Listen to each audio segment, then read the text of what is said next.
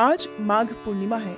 हमारे हिंदू धर्म में माघ पूर्णिमा का विशेष महत्व है। इस दिन भगवान श्री हरि की विशेष पूजा अर्चना की जाती है और इस दिन पवित्र नदियों में या फिर गंगा जल से स्नान करके दान आदि देने से व्रती की सभी मनोकामनाएं पूर्ण हो जाती हैं। आज के इस वीडियो में आप सुनेंगे माघ पूर्णिमा की कथा।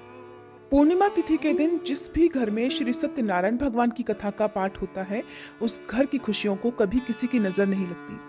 उस घर पर सदा श्री सत्यनारायण भगवान की कृपा बनी रहती है। इसलिए अगर आप श्री सत्यनारायण भगवान की कथा भी आज सुनना चाहते हो तो हमारे चैनल पर जरूर सुनिएगा। सबसे पहले तो माघ के महीने में हर दिन माघ मास महात्म्य की कथाएं सुनने के लिए आप सभी भक्तजनों का बहुत बहुत धन्यवाद। उम्मीद है आने वाले फाल्गुन महीने में भी आप हर दिन सुबह के समय हमारे चैनल पर इन कथाओं को जरूर सुनेंगे। पूर्णिमा के दिन यदि हो सके तो उपवास रखना चाहिए, लेकिन जो लोग किसी भी कारण से उपवास रखने में असमर्थ हैं, उन्हें सुबह जल्दी उठकर स्नान आदि से निवृत्त होकर सूर्य देवता को अर्घ्य देकर फिर कुछ न कुछ दान देना चाहिए। इस दिन गुड़, घी, कंबल और काले तिलों का दान करना विशेष फलदायी होता है। रात के समय चंद्र देवता की पूजा करनी चाहिए, चंद्र देवता को अर्घ्य देना चाहिए। अगर आप माघ पूर्णिमा की तिथि और शुभ मुहूर्त के बारे में जानना चाहते हैं तो इसकी वीडियो हमारे चैनल पर अपलोडेड है, जरूर देख लीजिएगा। अब सुनिए माघ पूर्णिमा की कथा। द्वापर युग में एक समय की बात है। यशोदा जी ने भगवान श्री कृष्ण से कहा कि हे कृष्ण, तुम सारे संसार के उत्पन्नकर्ता, पोषक और उसके संहार करता हो। आज कोई ऐसा व्रत मुझसे कहो जिसे करने से मृत्युलोक में स्त्रियों को विधवा होने का भय न रहे, साथ ही यह व्रत हर प्रकार की मनोकामनाएं भी पूर्ण करने वाला हो। मैया यशोदा की बात सुनकर भगवान कृष्ण कहने लगे, हे माते, आपने अति सुंदर प्रश्न किया है। मैं अब आपसे ऐसे ही व्रत को सविस्तार कहता हूँ, ध्यान पूर्वक सुनो। सौभाग्य की प्राप्ति के लिए स्त्रियों को 32 पूर्णमासियों का व्रत करना चाहिए। इस व्रत को करने से स्त्रियों को सौभाग्य, सुख, संपत्ति का आशीर्वाद प्राप्त होता है। यह व्रत अचल सौभाग्य देने वाला और भगवान शिव के प्रति मनुष्य मात्र की भक्ति को बढ़ाने वाला है। श्री कृष्ण के ऐसे वचन सुनकर मैया यशोदा कहने लगी, हे कृष्ण, सर्वप्रथम इस व्रत को मृत्युलोक में किसने किया था? इसके विषय में भी विस्तार पूर्वक मुझे बताओ। तब श्री कृष्ण कहने लगे कि हे माते, इस भूमंडल पर एक अत्यंत प्रसिद्ध राजा, चंद्रहास से पालित अनेकों प्रकार के रत्नों से परिपूर्ण कातिका नाम की एक नगरी थी। वहाँ पर धनेश्वर नाम का एक ब्राह्मण अपनी पत्नी के साथ रहा करता था। उसकी पत्नी अति सुशीला और रूपवती थी। दोनों ही उस नगरी में बड़े प्रेम के साथ रहती थी। उनके घर में धन धान्य आदि की कोई कमी नहीं थी। उनके जीवन में सब कुछ था, परंतु उनके जीवन में एक बहुत बड़ा दुख लिखा था। उस दुख का कारण था उनकी कोई संतान न होना, जिस कारण वह पति पत्नी अत्यंत दुखी रहा करते थे। एक समय की बात है, एक बड़ा तपस्वी उस नगरी में आया। वह तपस्वी योगी उस ब्राह्मण के घर को छोड़कर अन्य सभी घरों से भिक्षा लाकर भोजन ग्रहण किया करता था, परंतु उसने कभी भी रूपवती से भिक्षा नहीं ली। उस योगी ने एक दिन रूपवती से भिक्षा न लेकर उसी के पास के किसी घर से भिक्षा ली और नदी किनारे जाकर उस भिक्षा में मिले हुए भोजन को वह प्रेम पूर्वक खा रहा था कि धनेश्वर ने योगी का यह सब कार्य किसी प्रकार से देख लिया। अपनी भिक्षा के अनादर से दुखी होकर धनेश्वर नाम का ब्राह्मण तपस्वी योगी से कहने लगा, हे महात्मन, आप सभी घरों से भिक्षा लेते हैं, परंतु मेरे घर की भिक्षा आप कभी नहीं लेते, इसका क्या कारण है? तब तपस्वी ने कहा कि निसंतान के घर की भीख पतितों के अन्न के तुल्य होती है, और जो पतितों का अन्न ग्रहण करता है वह खुद भी पतित हो जाता है। क्योंकि तुम निसंतान हो, अतः पतित हो जाने के भय से मैं तुम्हारे घर की भिक्षा नहीं ले सकता। धनेश्वर यह बात सुनकर अपने मन में बड़ा दुखी हुआ और हाथ जोड़कर तपस्वी के पैरों पर गिर पड़ा और बड़े दुखी मन से कहने लगा, हे महाराज, यदि ऐसा है तो आप मुझे पुत्र प्राप्ति का कोई उपाय बतलाइए। आप तो सर्वज्ञ हैं, मुझ पर अवश्य ही यह कृपा कीजिए। धन की, किसी प्रकार की सुख संपत्ति की मेरे घर में कोई कमी नहीं, परंतु मैं संतान न होने के कारण अत्यंत दुखी हूँ। आप कृपया मेरे इस दुख का निवारण कीजिए, आप तो सामर्थ्यवान हैं। ब्राह्मण की यह बात सुनकर वह तपस्वी योगी कहने लगे कि हे ब्राह्मण, तुम देवी चंडी की आराधना करो। घर जाकर तब उस ब्राह्मण ने अपनी स्त्री से सारा वृतांत कहा और स्वयं तपस्या करने के लिए वन में चला गया। वन में जाकर उसने देवी चंडी की उपासना और उपवास करना प्रारंभ कर दिया। देवी चंडी ने 16वें दिन उसकी तपस्या से प्रसन्न होकर स्वप्न में उसको दर्शन दिए और कहने लगी, हे धनेश्वर, जा तेरे पुत्र होगा, परंतु वह 16 वर्ष की आयु में ही मृत्यु को प्राप्त हो जाएगा। यदि तुम दोनों पति पत्नी मिलकर 32 पूर्णमासियों का व्रत विधि पूर्वक करोगे, तब तुम्हारा पुत्र दीर्घायु हो जाएगा। जितनी तुम्हारी सामर्थ्य हो, आटे के उतने दिए बनाकर भगवान शिव का पूजन करना। पूर्णिमा के दिन प्रातःकाल इसी स्थान के पास तुम्हें आम का एक वृक्ष दिखाई देगा। उस पर चढ़कर तुम एक फल तोड़कर अपने घर चले जाना और अपनी पत्नी से सारा वृत्तांत कहना। ऋतु स्नान के पश्चात वह स्वच्छ होकर भगवान शिव का ध्यान करके उस फल को ग्रहण कर लेगी, तब उसे भगवान शिव की कृपा से गर्भ ठहर जाएगा। इस प्रकार जब वह ब्राह्मण प्रातःकाल उठा, तब उसने उस स्थान के पास ही आम का एक वृक्ष देखा। स्वप्न में मिले आदेश के अनुसार उस ब्राह्मण ने आम के वृक्ष पर चढ़कर उस फल को तोड़ने का प्रयास किया, परंतु कई बार प्रयास करने के बाद भी वह उस वृक्ष पर चढ़ नहीं पाया। अब तो उस ब्राह्मण को बड़ी चिंता होने लगी। तब वह विघ्न विनाशक भगवान गणेश की वंदना करने लगा कि हे दयानिधे, अपने भक्तों के विघ्नों का नाश करके उनके मंगल कार्य को करने वाले, दुष्टों का नाश करने वाले, रिद्धि सिद्धि प्रदान करने वाले हे गणपति भगवान, आप मुझ पर कृपा करके इतना बल दीजिए कि मैं अपने मनोरथ को पूर्ण कर सकूं। इस प्रकार गणेश भगवान से प्रार्थना करने पर उनके आशीर्वाद से धनेश्वर वृक्ष पर चढ़ गया। तब उसने आम का एक सुंदर फल जो देखा था उसे तोड़ लिया। उसने विचार किया कि जो वरदान से फल मिला था वही यह फल है। उसके बाद उसे और कोई फल उस पेड़ पर दिखाई ही नहीं दिया। तब धनेश्वर उस फल को लेकर अपनी पत्नी के पास आ गया और उसे खाने के लिए दिया। उसकी पत्नी ने अपने पति के कहे अनुसार उस फल को खा लिया और वह भगवान के आशीर्वाद से गर्भवती हो गई। देवी चंडी की असीम कृपा से कुछ ही समय बाद उसे एक अत्यंत सुंदर पुत्र मिला। पति पत्नी दोनों ने मिलकर पुत्र के जन्म का खूब धूमधाम से उत्सव मनाया।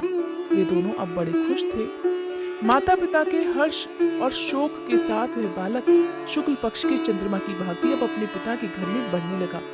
देवी चंडी की कृपा से वह बालक बहुत ही सुंदर, सुशील और विद्या में बहुत निपुण था। देवी की आज्ञा अनुसार उसकी माता ने 32 पूर्णमासी का व्रत रखना प्रारंभ कर दिया ताकि उसका पुत्र बड़ी आयु वाला हो जाए। जब 16वां वर्ष लगा, तब देवीदास के माता पिता को बड़ी चिंता हुई कि कहीं उनके पुत्र की इस वर्ष मृत्यु न हो जाए। इसीलिए उन्होंने अपने मन में विचार किया कि यदि यह दुर्घटना उनके सामने हो गई तो वे कैसे सहन कर पाएंगे। तब उन दोनों ने मिलकर देवीदास के मामा को बुलाकर उसे पढ़ने के लिए काशी भेज दिया। सारा प्रबंध करके माता पिता ने काशी जाने के लिए देवीदास को एक घोड़े पर बिठाकर उसके मामा को उसके साथ भेजा, किंतु यह बात उसके मामा या किसी और से नहीं बताई कि देवीदास की उम्र कम है। धनेश्वर ने अपनी पत्नी के साथ अपने पुत्र की मंगल कामना और दीर्घायु के लिए देवी चंडी की पूजा करना और व्रत रखना प्रारंभ कर दिया।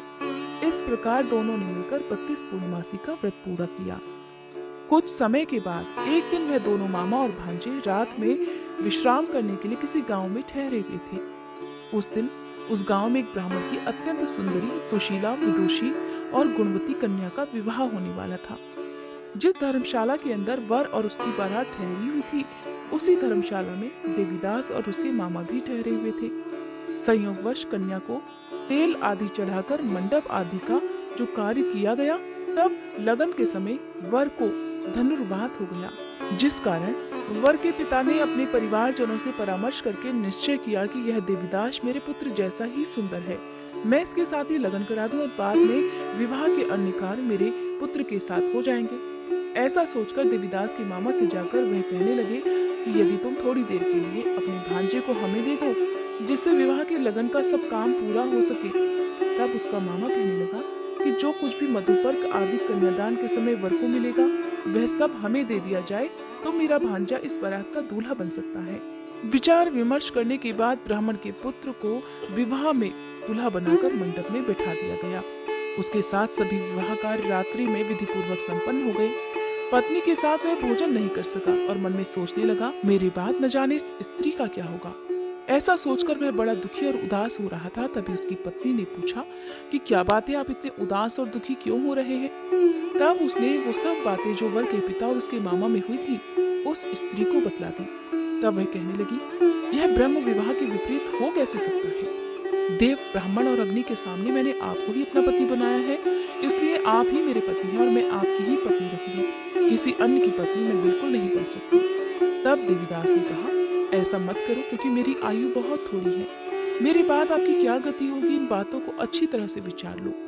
परंतु वह स्त्री दृढ़ विचार वाली थी, कहने लगी, जो आपकी गति होगी वही मेरी भी होगी। इसलिए हे स्वामी, उठिए और भोजन करिए, आप निश्चय ही भूखे होंगे।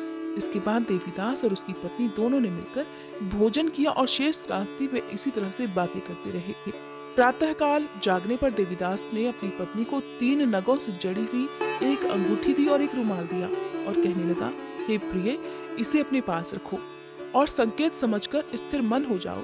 मेरा मरण और जीवन जानने के लिए तुम्हें एक पुष्प वाटिका बनानी होगी। उसमें सुगंधी वाली एक नव मल्लिका लगा दो और उसको प्रतिदिन जल से सींचना और आनंद के साथ तुम अपने घर में रहो और उत्सव मनाओ। जिस समय और जिस दिन मेरे प्राणांत होगा, अर्थात मेरी मृत्यु नजदीक होगी, उस दिन ये सारे फूल और वाटिका सूख जाएंगी और जब ये फिर से हरे हो जाएं, तब जान लेना कि मैं जीवित हूँ। ये बात निश्चय करके समझ लेना कि इसमें कोई संशय नहीं। ऐसा समझाकर वह वहां से चला गया। प्रातःकाल होते ही वहां पर गाजे बाजे बजने लगे और जिस विवाह के कार्य समाप्त करने के लिए वर और सभी बाराती मंडप में आए, तब कन्या ने वर को भली प्रकार से देखकर अपने पिता से कहा कि ये मेरा पति नहीं है। मेरा पति तो वही है जिसके साथ में रात्रि के समय मेरा पाणी ग्रहण हुआ था। इसके साथ तो मेरा विवाह ही नहीं हुआ है। यदि ये वही है तो बताए कि मैंने इसको क्या दिया। मधुपर्क और कन्यादान के समय जो मैंने भूषण आदि दिए थे उन्हें दिखाए और रात में मैंने क्या गुप्त बातें कही थी वो सब भी बताए।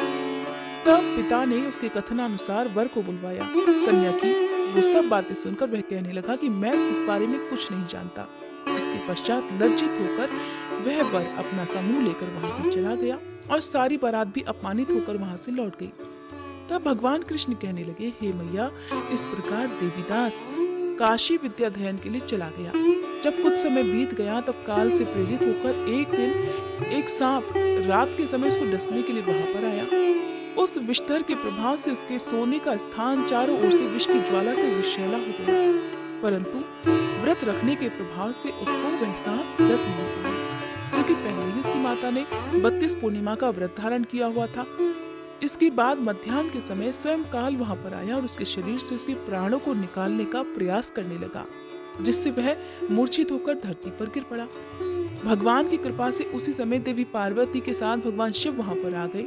उसको मूर्छित दशा में देखकर देवी पार्वती ने भगवान शिव से प्रार्थना की थी, हे भोलेनाथ, इस बालक की माता ने पहले ही 32 पूर्णिमा का व्रत किया है, जिसके प्रभाव से हे भगवान, अब आप इसको प्राणदान दे दीजिए। देवी के इस प्रकार निवेदन करने पर भोलेनाथ ने उस बालक को प्राणदान दे दिया।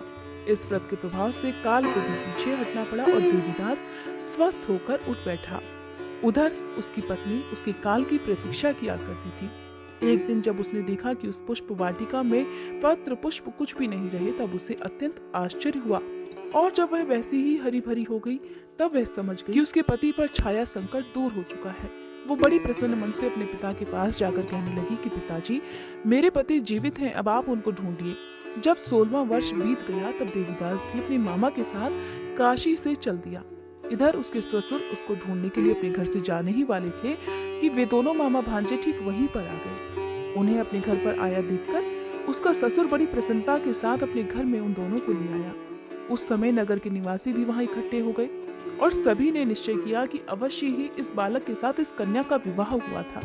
उस बालक को जब कन्या ने देखा तो पहचान लिया और कहने लगी कि ये तो वही है जो संकेत करके गई थी। इसके पश्चात सभी कहने लगे कि भला हुआ जो ये वापस आ गया, और तब सभी नगरवासियों ने मिलकर आनंद मनाया। कुछ दिन अपनी ससुराल में रहने के बाद देवीदास अपनी पत्नी और मामा के साथ ढेर सारे धन और उपहार के साथ अपने घर के लिए चलने लगे। जब वे सब मिलकर अपने गांव के निकट आ गए, तब कई लोगों ने उन्हें देखकर उनके माता पिता को पहले ही जाकर सूचना दे दी कि तुम्हारा पुत्र अपनी पत्नी और मामा के साथ वापस आ गया है। ऐसा समाचार सुनकर माता पिता को पहले तो विश्वास नहीं हुआ। जब उन्होंने खुद जाकर देखा तो उन्हें बड़ा आश्चर्य हुआ, और तब देवदास ने अपनी पत्नी के साथ अपने माता पिता के चरण छूकर उनका आशीर्वाद प्राप्त किया। तब माता पिता ने इस चमत्कार को देखकर अपने घर पर बहुत सारे ब्राह्मणों को बुलाकर उन्हें यथासंभव दान दक्षिणा उपहार में देकर उन्हें प्रसन्न किया और उनका आशीर्वाद प्राप्त किया। भगवान कृष्ण कहने लगे, कि हे माते, इस प्रकार धनेश्वर 32 पूर्णिमाओं के व्रत के प्रभाव से पुत्रवान हो गया। जो भी स्त्रियां इस व्रत को रखती हैं, वे जन्म जन्मांतर में वैधव्य का दुख नहीं भोगती और सदैव सौभाग्यवती बनी रहती हैं। ये मेरा वचन है और इसमें कोई संदेह नहीं मानना। ये व्रत पुत्र पौत्रों को देने वाला और संपूर्ण मनोकामनाओं को पूर्ण करने वाला है। 32 पूर्णिमाओं के व्रत करने से व्रती की सभी इच्छाएं भगवान शिव की कृपा से पूर्ण हो जाती हैं। ये थी पूर्णिमा व्रत कथा। अगर आपको ये कथा पसंद आई हो तो प्लीज वीडियो को लाइक करके हमारे चैनल को सब्सक्राइब करना मत भूलें।